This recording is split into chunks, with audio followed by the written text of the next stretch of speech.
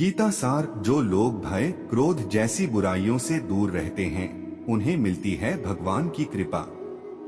श्री कृष्ण ने अर्जुन को बताया कि कर्म योग ये दिव्य ज्ञान तुमसे पहले मैं सूर्य को दे चुका हूँ। श्रीमद् भगवद गीता के चौथे अध्याय के पहले श्लोक में श्री कृष्ण अर्जुन से कहते हैं कि तुमसे पहले मैंने कर्म योग का ये दिव्य ज्ञान सूर्य को दिया था।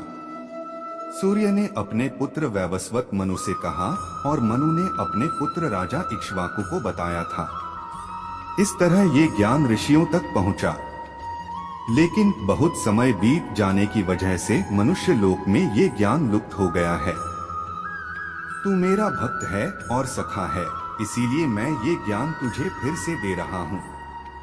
श्री कृष्ण की ये बातें सुनकर अर्जुन ने पूछा कि आपका जन्म तो अभी हुआ है, सूर्य देव का जन्म तो बहुत पहले हो चुका है, तो ये बात मैं समझ नहीं पा रहा हूँ। आपने सूर्य देव को ये ज्ञान कैसे दिया? अर्जुन का प्रश्न सुनकर भगवान श्री कृष्ण कहते हैं कि मेरे और तेरे बहुत से जन्म हो चुके हैं। मैं उन सभी जन्मों के बारे जानता हूँ, लेकिन तू नहीं जानता। मैं अजन्मा हूँ, अविनाशी हूँ। जब जब धरती पर धर्म घटता है और अधर्म बढ़ता है तो मैं अपनी योग माया से प्रकट होता हूँ। मैं मेरे भक्तों की, संतों की रक्षा के लिए और पापियों का अंत करने के लिए अवतार लेता हूँ। जो भक्त मेरे रहस्यों को समझ लेता है उसे मेरी कृपा मिल जाती है और फिर उसकी आत्मा फिर से जन्म नहीं लेती है। जो लोग भय और क्रोध जैसी बुराइयों से दूर रहते हैं उन पर मेरी विशेष कृपा रहती है। जो भक्त जिस तरह मेरी कृपा चाहता है मैं उसी तरह उन पर कृपा करता हूँ, क्योंकि सभी मनुष्य मेरे ही मार्ग का अनुसरण करते हैं। मनुष्य लोक में कर्म ही प्रधान है। जो लोग कर्म करते रहते हैं, अपने कर्तव्य से पीछे नहीं हटते हैं, उन्हें ही सिद्धि यानी सफलता मिलती है। इसीलिए हर व्यक्ति को अपने कर्म करते रहना चाहिए। कर्मों के प्रभाव से मनुष्य का कल्याण हो सकता है। भी पढ़े। कंफ्यूजन न केवल आपको कमजोर करता है बल्कि हार का कारण बन सकता है। लाइफ मैनेजमेंट की पहली सीख, कोई बात कहने से पहले ये समझना जरूरी है कि सुनने वाला कौन है। जब कोई आपकी तारीफ करे तो यह जरूर देखें कि उसमें सच्चाई कितनी है और कितना झूठ है। आज का जीवन मंत्र, अकेली महिला समाज में असुरक्षित क्यों है? क्यों नारी देह आकर्षण, अधिकार और अपराध का शिकार बनती जा रही है? कार्तिक मास आज से जीवन के 3 खास पहलुओं को पूरी तरह से जीने का महीना है। कार्तिक दीपावली के 5 दिन 5 भावनाओं के प्रतीक हैं। जो भी भक्त हमारे इस वीडियो को देख रहे हैं वह कृपा करके इस चैनल को सब्सक्राइब जरूर कीजिएगा। जो भी भक्त इस चैनल को सब्सक्राइब कीजिएगा उनको और उनके परिवार को हमारी कृपा सदैव बना रहेगा। इसके बाद पृथापुत्र अर्जुन ने उन दोनों सेनाओं में स्थित ताऊ चाचों को, दादों परदादों को, गुरुओं को, मामाओं को, भाइयों को, पुत्रों को, पौत्रों को तथा मित्रों को, ससुरों को और सुहृदों को भी देखा। उन उपस्थित संपूर्ण बंधुओं को देखकर वे कुंती पुत्र अर्जुन अत्यंत करुणा से युक्त होकर शोक करते हुए यह वचन बोले। अर्जुन उवाच दृष्ट्वेम स्वजनम कृष्ण युयुत्सु समुपस्थितम सीदंती मम गात्राणि मुखं च परिशुष्यति वेक्थुष्ट शरीरे में रोमहर्षश्च जायते। अर्जुन बोले, हे कृष्ण, युद्ध क्षेत्र में डटे हुए युद्ध के अभिलाषी इस स्वजन समुदाय को देखकर मेरे अंग शिथिल हुए जा रहे हैं और मुख सूखा जा रहा है तथा मेरे शरीर में कंप और रोमांच हो रहा है। गांडीवं स्क्रंस्ते हस्तात् वक्चैः परिदह्यते न च शक्नोमि वस्थातु भ्रमतीव च मे मनः। हाथ से गांडीव धनुष गिर रहा है और त्वचा भी बहुत जल रही है तथा मेरा मन भ्रमित हो रहा है, इसलिए मैं खड़ा रहने को भी समर्थ नहीं हूँ। निमित्तानि च पश्यामि विपरीतानि केशव न च श्रेयोनुपश्यामि हत्वा स्वजन्माहवे। हे केशव, मैं लक्षणों को भी विपरीत देख रहा हूँ तथा युद्ध में स्वजन समुदाय को मारकर कल्याण भी नहीं देखता। हे केशव, मैं लक्षणों को भी विपरीत देख रहा हूँ तथा युद्ध में स्वजन समुदाय को मारकर कल्याण भी नहीं देखता। न कांक्षे विजय कृष्ण न च राज्य सुखानी च, किन्नो राज्येन गोविंद की भोगैर्जीवितेन वा। हे कृष्ण, मैं न तो विजय चाहता हूँ और न राज्य तथा सुखों को ही। हे गोविंद, हमें ऐसे राज्य से क्या प्रयोजन है अथवा ऐसे भोगों से और जीवन से भी क्या लाभ है। येषामर्थे कांक्षिता नो राज्य भोगाः सुखानि च, त इमेव स्थिता युद्धे प्राणास्त्यक्त्वा धनानि च। हमें जिनके लिए राज्य, भोग और सुखादि अभीष्ट हैं, वे ही ये सब धन और जीवन की आशा को त्याग कर युद्ध में खड़े हैं। आचार्याः पितरः पुत्रास्तथैव च पितामहाः, मातुलाः श्वशुराः पौत्राः श्यालाः संबंधिनस्तथा। गुरुजन, ताऊ चाचे, लड़के और उसी प्रकार दादे, मामे, ससुर, पौत्र, साले तथा और भी संबंधी लोग हैं। एतान्न हन्तुमिच्छामि घ्नतोपि मधुसूदन, अपि त्रैलोक्य राज्यस्य हेतोः किन्नु महि कृते। हे मधुसूदन, मुझे मारने पर भी अथवा तीनों लोकों के राज्य के लिए भी मैं इन सबको मारना नहीं चाहता, फिर पृथ्वी के लिए तो कहना ही क्या। निहत्य धार्तराष्ट्रान्नः का प्रीतिः स्यात् जनार्दन, पाप में वा श्रेयदस्मान् हत्वैतानात्तायिन। हे जनार्दन, धृतराष्ट्र के पुत्रों को मारकर हमें क्या प्रसन्नता होगी। इन आत्ताइयों को मारकर तो हमें पाप ही लगेगा। तस्मान्नार्हा वयं हन्तु धार्तराष्ट्रान् स्वबान्धवान्, स्वजनम ही कथा हत्वा सुखिनः स्याम माधव। अतएव हे माधव, अपने ही बांधव धृतराष्ट्र के पुत्रों को मारने के लिए हम योग्य नहीं हैं, क्योंकि अपने ही कुटुंब को मारकर हम कैसे सुखी होंगे। यद्यप्येते न पश्यन्ति लोभोपहतचेतसः, कुलक्षयकृतं दोषं मित्रद्रोहे च पातम्, कथं न ज्ञेयं स्माभिः पापादस्मान् निवर्तितुम्। कुलक्षयकृतं दोषं प्रपश्यद्भिर्जनार्दन। यद्यपि लोभ से भ्रष्ट चित्त हुए ये लोग कुल के नाश से उत्पन्न दोष को और मित्रों से विरोध करने में पाप को नहीं देखते, तो भी हे जनार्दन, कुल के नाश से उत्पन्न दोष को जानने वाले हम लोगों को इस पाप से हटने के लिए क्यों नहीं विचार करना चाहिए। कुलक्षय प्रणश्यन्ति कुलधर्माः सनातनाः, धर्मे नष्टे कुलंकृत स्नम धर्मोभिभवत्युत। कुल के नाश से सनातन कुल धर्म नष्ट हो जाते हैं, धर्म के नाश हो जाने पर संपूर्ण कुल में पाप भी बहुत फैल जाता है।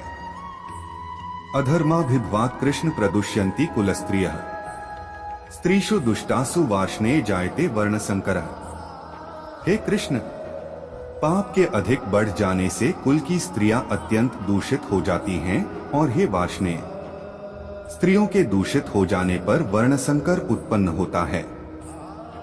संकरो नरकाय कुलघ्नाना कुलस्य च, पतंती पितरो हेषा लुप्त पिंडोदक क्रिया है। वर्णसंकर कुलघातियों को और कुल को नरक में ले जाने के लिए ही होता है। लुप्त हुई पिंड और जल की क्रिया वाले अर्थात श्राद्ध और तर्पण से वंचित इनके पितर लोग भी अधोगति को प्राप्त होते हैं। दोषरतः कुलघ्नाना वर्णसंकरकारकैः, उत्साद्यन्ते जाति धर्माः कुलधर्माश्च शाश्वता है। इन वर्णसंकरकारक दोषों से कुलघातियों के सनातन कुल धर्म और जाति धर्म नष्ट हो जाते हैं। उत्सन कुल धर्माणा मनुष्याणा जनार्दन, नरकेनेतं वासो भवतीत्यनुशुश्रुम। खुद पर नियंत्रण है बेहद जरूरी। डर लगने में कोई बुराई नहीं है, लेकिन उस डर को कभी भी खुद पर हावी न होने दें। खुद पर काबू रखकर ही सफलता को पाना संभव है। व्यक्ति का मस्तिष्क तभी तक उसका मित्र है जब तक वह उसके नियंत्रण में है। जब आपका दिमाग आपके नियंत्रण से बाहर हो जाता है तो वही उसका सबसे बड़ा शत्रु भी बन जाता है। इसीलिए जब तक आप सही है और जीवन में कोई गलती नहीं करते हैं तो आप किसी से बिल्कुल भी न डरे। भगवान गीता के अनुसार किसी भी व्यक्ति को खुद से बेहतर कोई नहीं जान सकता। इसलिए स्वयं का आकलन करना बेहद जरूरी है। हम लोगों को हमेशा लगता है कि वो काम नहीं कर सकते हैं जो कोई दूसरा करता है। गीता के अनुसार जो भी व्यक्ति अपने गुणों और कमियों को जान लेता है वह अपने व्यक्तित्व का निर्माण करके हर काम में सफलता प्राप्त कर सकता है। अपने मन पर नियंत्रण रखें। श्री कृष्ण कहते हैं कि कई बार हमारा मन ही हमारे दुखों का कारण बन जाता है।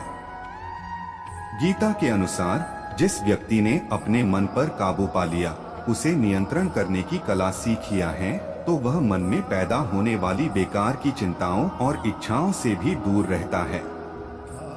इसके साथ ही व्यक्ति को अपने लक्ष्य को भी आसानी से प्राप्त कर लेता है। अपने क्रोध पर काबू रखें। कहा जाता है मनुष्य का पतन का मुख्य कारण क्रोध ही होता है। क्रोध में कोई भी व्यक्ति खुद पर नियंत्रण खो बैठता है और आवेश में आकर गलत कार्य भी कर देता है। कभी कभी गुस्से में व्यक्ति खुद का अहित कर बैठता है। इसलिए क्रोध को खुद पर हावी नहीं होने देना चाहिए। गीता में श्री कृष्ण ने बताया है कि यदि गुस्सा आए तो स्वयं को शांत रखने का प्रयास करें। फल की इच्छा छोड़ देना चाहिए। गीता में श्री कृष्ण के उपदेश के अनुसार मनुष्य को फल की इच्छा छोड़कर कर्म पर ध्यान देना चाहिए, क्योंकि मनुष्य जैसा कर्म करता है उसे फल भी उसी के अनुरूप मिलता है। इसीलिए कर्मयोगी को कभी भी फल की चिंता नहीं करनी चाहिए। स्पष्ट नजरिया रखें। गीता के अनुसार व्यक्ति को संदेह या संशय का स्थिति में नहीं रहना चाहिए। जो लोग संशय का स्थिति में रहते हैं उनका भला नहीं हो सकता है। जीवन में स्पष्ट नजरिया होना चाहिए। किसी भी मनुष्य का लक्ष्य एकदम सीधा होना चाहिए, यानी कहें तो वो अपने लक्ष्य से भटकना नहीं चाहिए। ज्योतिष संबंधित चुनिंदा सवालों के जवाब प्रकाशित किए जाएंगे। ज्योतिष शास्त्र में कई ऐसे उपाय बताए गए हैं जिन्हें करने से जीवन की हर परेशानी दूर की जा सकती है। ये उपाय करियर, नौकरी, व्यापार, पारिवारिक कलह सहित कई अन्य कार्यों में भी सफलता दिलाते हैं। नीचे दिए गए विभिन्न समस्याओं के निवारण के लिए आप एक बार ज्योतिषीय सलाह जरूर ले सकते हैं। यदि आपकी कोई ज्योतिषीय, आध्यात्मिक या गूढ़ जिज्ञासा हो तो अपनी जन्म तिथि, जन्म समय व जन्म स्थान के साथ कम शब्दों में अपना प्रश्न। जो कार्य में निष्क्रियता और निष्क्रियता में कार्य देखता है वह एक बुद्धिमान व्यक्ति है। मैं धरती की मधुर सुगंध हूँ। मैं अग्नि की ऊष्मा हूँ। सभी जीवित प्राणियों का जीवन और सन्यासियों का आत्मसंयम हूँ। तुम उसके लिए शोक करते हो जो शोक करने के योग्य नहीं है, और फिर भी ज्ञान की बातें करते हो। बुद्धिमान व्यक्ति ना जीवित और ना ही मृत व्यक्ति के लिए शोक करते हैं। कभी ऐसा समय नहीं था जब मैं, तुम या ये राजा महाराजा अस्तित्व में नहीं थे। ना ही भविष्य में कभी ऐसा होगा कि हमारा अस्तित्व समाप्त हो जाए। कर्म मुझे बांधता नहीं, क्योंकि मुझे कर्म के प्रतिफल की कोई इच्छा नहीं। हे अर्जुन, हम दोनों ने कई जन्म लिए हैं। मुझे याद है, लेकिन तुम्हें नहीं। वह जो वास्तविकता में मेरे उत्कृष्ट जन्म और गतिविधियों को समझता है, वह शरीर त्यागने के बाद पुनः जन्म नहीं लेता और मेरे धाम को प्राप्त होता है। अपने परम भक्तों जो हमेशा मेरा स्मरण या एक चित्त मन से मेरा पूजन करते हैं, मैं व्यक्तिगत रूप से उनके कल्याण का उत्तरदायित्व लेता हूँ। कर्म योग वास्तव में एक परम रहस्य है। कर्म उसे नहीं बांधता जिसने काम का त्याग कर दिया है। बुद्धिमान व्यक्ति को समाज कल्याण के लिए बिना आसक्ति के काम करना चाहिए। जो व्यक्ति आध्यात्मिक जागरूकता के शिखर तक पहुंच चुके हैं, उनका मार्ग है निस्वार्थ कर्म। जो भगवान के साथ संयोजित हो चुके हैं, उनका मार्ग है स्थिरता और शांति। यद्यपि मैं इस तंत्र का रचयिता हूँ, लेकिन सभी को यह ज्ञात होना चाहिए कि मैं कुछ नहीं करता और मैं अनंत हूँ। जब वे अपने कार्य में आनंद खोज लेते हैं, तब वे पूर्णता प्राप्त करते हैं। वह जो सभी इच्छाएं त्याग देता है और मैं और मेरा की लालसा और भावना से मुक्त हो जाता है, उसे शांति प्राप्त होती है। मेरे लिए ना कोई घृणित है ना प्रिय डॉट, किंतु जो व्यक्ति भक्ति के साथ मेरी पूजा करते हैं वो मेरे साथ हैं और मैं भी उनके साथ हूँ। जो इस लोक में अपने काम की सफलता की कामना रखते हैं वे देवताओं का पूजन करें। मैं ऊष्मा देता हूँ, मैं वर्षा करता हूँ और रोकता भी हूँ, मैं अमरत्व भी हूँ और मृत्यु भी। बुरे कर्म करने वाले सबसे नीच व्यक्ति जो राक्षसी प्रवृत्तियों से जुड़े हुए हैं और जिनकी बुद्धि माया ने हर ली है वो मेरी पूजा या मुझे पाने का प्रयास नहीं करते। जो कोई भी जिस किसी भी देवता की पूजा विश्वास के साथ करने की इच्छा रखता है मैं उसका विश्वास उसी देवता में दृढ़ कर देता हूँ। हे अर्जुन, मैं भूत, वर्तमान और भविष्य के सभी प्राणियों को जानता हूँ, किंतु वास्तविकता में कोई मुझे नहीं जानता। स्वर्ग प्राप्त करने और वहाँ कई वर्षों तक वास करने के पश्चात एक असफल योगी का पुण्य एक पवित्र और समृद्ध कुटुंब में जन्म होता है। केवल मन ही किसी का मित्र और शत्रु होता है। मैं सभी प्राणियों के हृदय में विद्यमान हूँ। ऐसा कुछ भी नहीं, चेतन या अचेतन, जो मेरे बिना अस्तित्व में रह सकता हो। वह जो मृत्यु के समय मुझे स्मरण करते हुए अपना शरीर त्यागता है वह मेरे धाम को प्राप्त होता है, इसमें कोई संशय नहीं है। वह जो इस ज्ञान में विश्वास नहीं रखते मुझे प्राप्त किए बिना जन्म और मृत्यु के चक्र का अनुगमन करते हैं।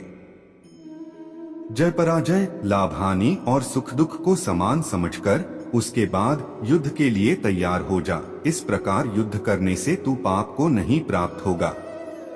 एषा ते विहिता सांख्ये बुद्धिर्योगे विमाश्रेणु बुद्धया युक्तो यया पार्थ कर्म बंधन प्रहास्यसि।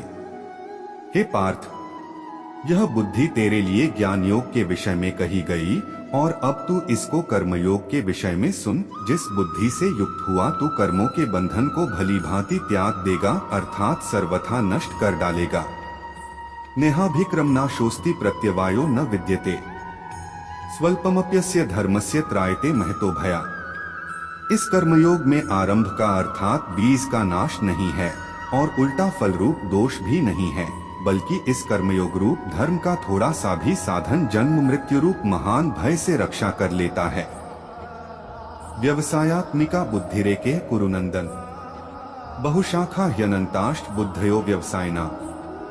हे अर्जुन, इस कर्मयोग में निश्चयात्मिका बुद्धि एक ही होती है, किंतु अस्थिर विचार वाले विवेकहीन सकाम मनुष्यों की बुद्धियां निश्चय ही बहुत भेदों वाली और अनंत होती हैं। यामिमा पुष्पिता वाचन प्रवदन्ते विपश्चितः वेदवादर्ताः पार्थ नान्यदस्तीति वादिनः कामात्मानः स्वर्गप्रा जन्म कर्म फलप्रदा क्रिया विशेष बहुला भोगैश्वर्यक्ति प्रति भोगैश्वर्य प्रसक्ताना तयापहृत चेतसा व्यवसायात्मिका बुद्धियः समाधौ न विधीयते। हे अर्जुन, जो भोगों में तन्मय हो रहे हैं, जो कर्मफल के प्रशंसक वेदवाक्यों में ही प्रीति रखते हैं, जिनकी बुद्धि में स्वर्ग ही परम प्राप्य वस्तु है और जो स्वर्ग से बढ़कर दूसरी कोई वस्तु ही नहीं है, ऐसा कहने वाले हैं, वे अविवेकी जन इस प्रकार की जिस पुष्पित अर्थात दिखाऊ शोभायुक्त वाणी को कहा करते हैं, जो कि जन्मरूप कर्मफल देने वाली और भोग तथा ऐश्वर्य की प्राप्ति के लिए नाना प्रकार की बहुत सी क्रियाओं का वर्णन करने वाली है। उस वाणी द्वारा जिनका चित्त हर लिया गया है, जो भोग और ऐश्वर्य में अत्यंत आसक्त हैं, उन पुरुषों की परमात्मा में निश्चयात्मिका बुद्धि नहीं होती। त्रैगुण्य विषया वेदा निस्त्रैगुण्यो भवार्जुन निर्द्वंद्वो नित्य सत्वस्थो निर्योगक्षेम आत्मवान।